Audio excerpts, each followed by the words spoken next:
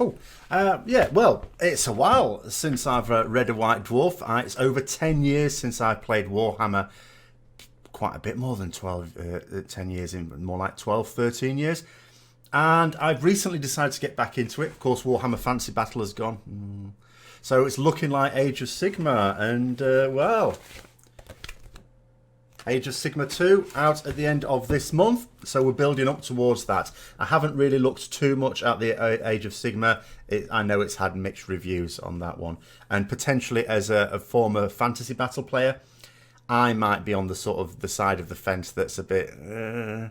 But maybe the new version's built to be a little bit better for competitively minded players. So last week what I did is I looked at the painting station I created. I didn't want to just start off again on the kitchen table with a few paints and a few brushes. I thought, no, we're going for it. So I set up a painting station. That was in last week's video. This week I've got my Clan Pestilens Plague Monks. That's the first unit I'm going to get ready for my Skaven army, which is going to be ready to go to Warhammer World this summer and actually play a game or two. And... so what I've been doing is getting them ready for painting, and that's what this video is about. So several stages to it. First of all, it's actually, they're plastic, multi-plastic part kits. I'd forgotten how much I dislike them actually. But, of course, you've got to go through the stages of clipping them from the sprues, fixing them together, basing them, and undercoating them. So those are the 4 bits I'm sort of going to go through. Some of the techniques I've used are ones that I still remember using from some time ago. Some ones it's like learning again. So first of all, clipping from the sprues. Now, obviously you need tools for this. You ideally, when you're getting the pieces off, you want to not have mold lines. You also don't want to have any damage from actually clipping them from the sprue itself. So clippers, files, that sort of thing used there. Now, the Games Workshop, of course, they sell the tools for it, and they all look very good for the purpose, but they also look really expensive. So the clippers, they look great, but they're £20. The clippers I've been using, £5. And, they're perfectly good for the job. I can't compare them. I'm not spending £20 on some clippers just to compare them. But they do a perfectly good job. So clipping them from that. If in any doubt, if it looks like a delicate bit, just clip. Just have some excess sprue plastic on it rather than damage the model part itself, because you can always then, once you've got the parts off, use the modelling knife, a scalpel and files to sort of smooth it out. So that's what I did. I spent some time clipping them all off. Now, with the multi-part kits, there was a lot of choices of weapons, and I made a small mistake in that I didn't really read what are called war scrolls now, the sort of rules for these units, before I just looked at these bits and go, oh yeah, let's make a nice variety. So the Plague Monks, they can be equipped with dual wielding. Well, I made some of them up to be dual wielding, that's fine. Some of them can have woe staves, which I call wivel sticks for some reason. So I'd made some with those as well. And there's like runic standards, there's banner bearers, there's musicians, that sort of thing, like leaders armed with a scroll and a book, all that sort of good stuff. So I did all that. But I also equipped one of them with a sensor, which doesn't really fit in with those. However, I then struck upon a brilliant plan, because what I also did, let's reach for it down here, is I sent off for the Skaven Pestilens box set, which includes a couple of war machines as well as more Plague Monks. And I also sent off for some sensor bearers with the intention, my original intention was to have, the couple of war machines, a Plague Priest as the general, 2 units of the 20 Plague Monks, and a unit of sensor bearers, at least, and maybe build from there. So I was looking at it now and thinking, this guy armed with a sensor, I could either just cut the arm off and get another arm and glue that on. Well, that's going to be messy. I don't know if I'm necessarily going to do a good job of that. The alternative would, at first I was thinking, well, just make, I've got 5 metal sensor bearers anyway, just make, a 6th one, and it means I've got a unit of 20 and a unit of 19. And I thought my OCD might not like that one, even though it's now not regiment based, it's sort of skirmishy based. So is it that big a deal? Not really, surely.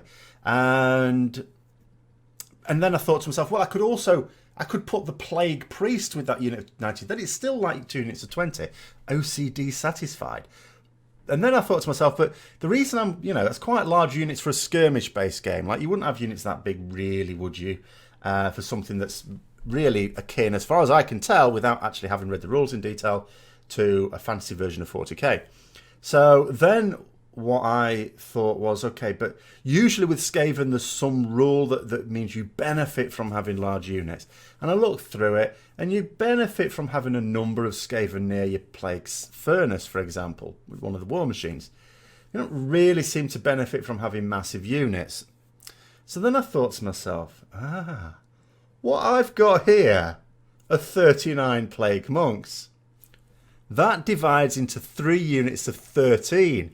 13 is the magic number for Skaven. It took me back to when I made, when I was doing a grand tournament. And in the first year I did Skaven, but there were certain downsides to taking Skaven. So the following season, the following year, I decided to take Chaos Warriors instead.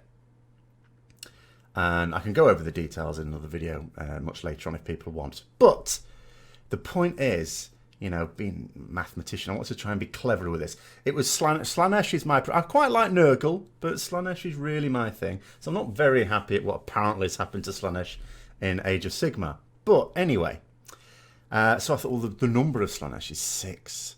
So I thought, well, what I ideally want is lots of 6s within it. And I did. I made it. The whole army was... It was super elite, by the way. 36 models were in it, which was a massive reduction in the number of Skaven models. But there was reason for that. There was a reason for that. And when it came to my actual dedicated Chaos units, they were all 6 in number. 6 Knights, 6 Marauder Horsemen, 6 Warhounds, that sort of stuff. The only one that wasn't a unit of 6 was the Trolls. And they were just Trolls, so that didn't matter. And the whole army, when it was like for 2,000 points, came to 1,998. Which, as we all know, is a multiple of 6. There were 6s everywhere. I thought this is a good luck charm. And it sort of was. So, so I come to this. I thought, 13! 13! So that's the plan now. 3 units of 13 Plague Monks and, 6 Censer Bearers, Plague Priests. I'll build it up from there.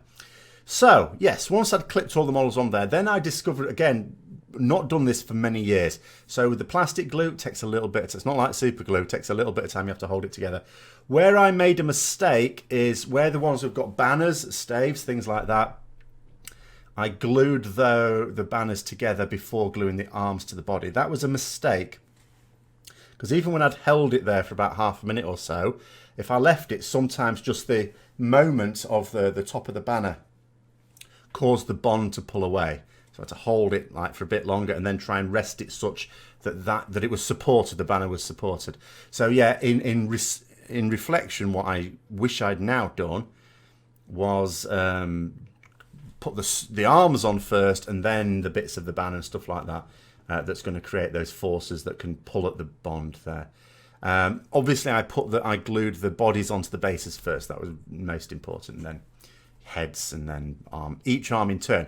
Reading up, I think it's supposed to take about an hour, but I was like leaving. I did this over several days. I wasn't in a massive rush to do this, because the bonds can take a while to form, and you don't want to be messing about gluing another bit on it when a bond hasn't formed properly, because you can just damage the whole thing and make a right mess of it at the end of it. I mean, there were Plague Monks with a little bit misshapen, who really cares? But I thought, well, let's learn from that one. So once I'd got them all assembled, now, what Blizzard talk about when it comes to the bases and some people just don't texture bases. I always want to texture bases.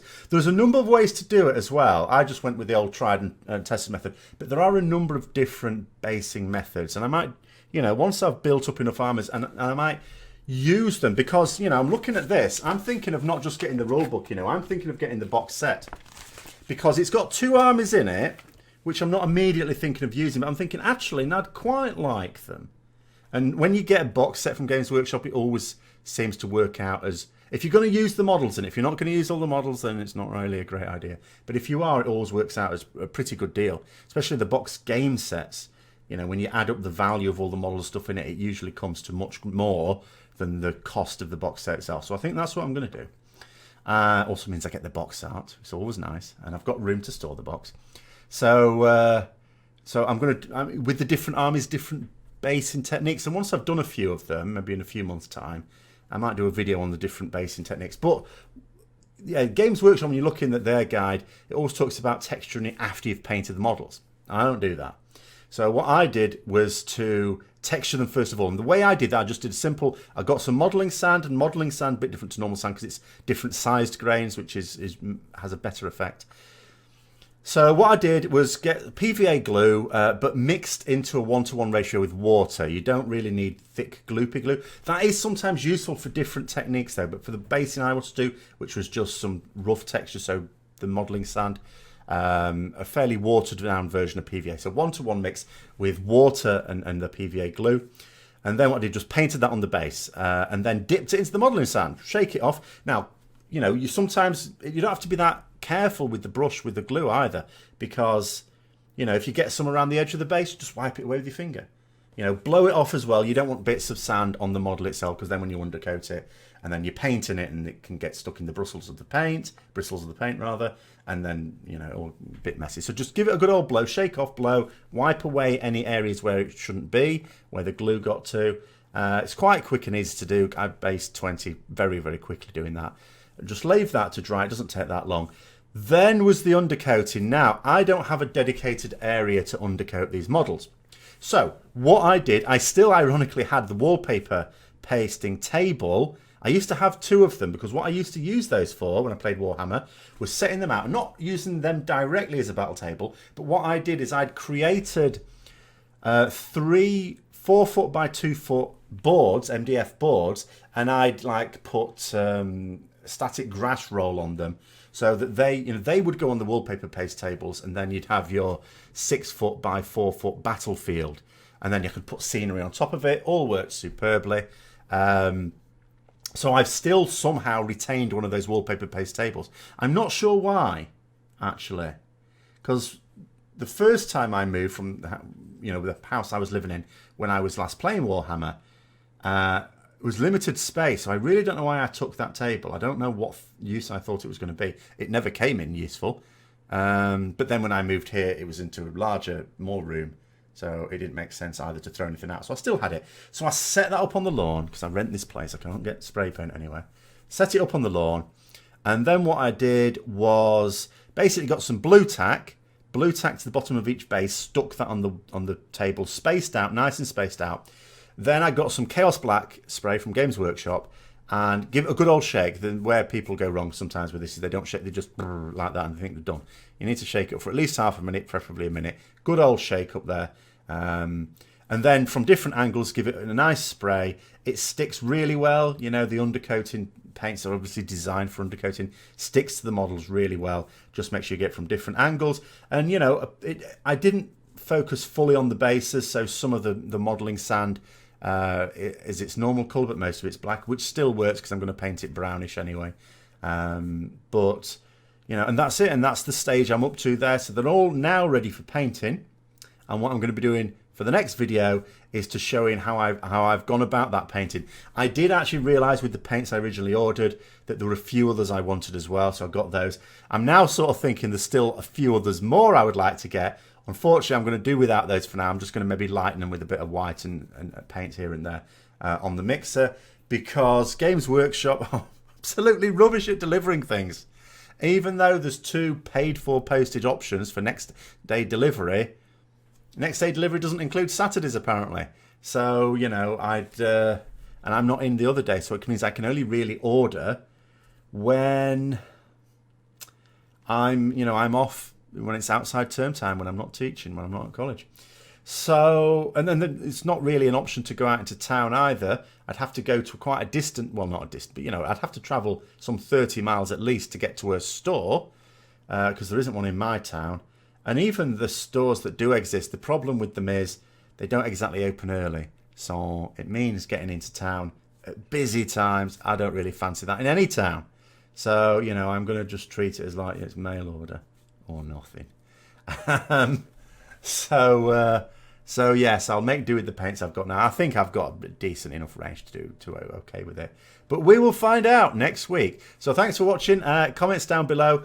And I am really excited actually to be building up this army. And I'm going to hopefully take us on a journey to the point where they're all ready. And then that should hopefully coincide with sometime during either the end of July or early August, going down to Warhammer World and taking on a friend of mine with the first Age of Sigmar game. So thanks for watching. And if you've enjoyed it, don't forget to like, comment, subscribe, and share with other people who might also be interested. And until next time, I'll see you later.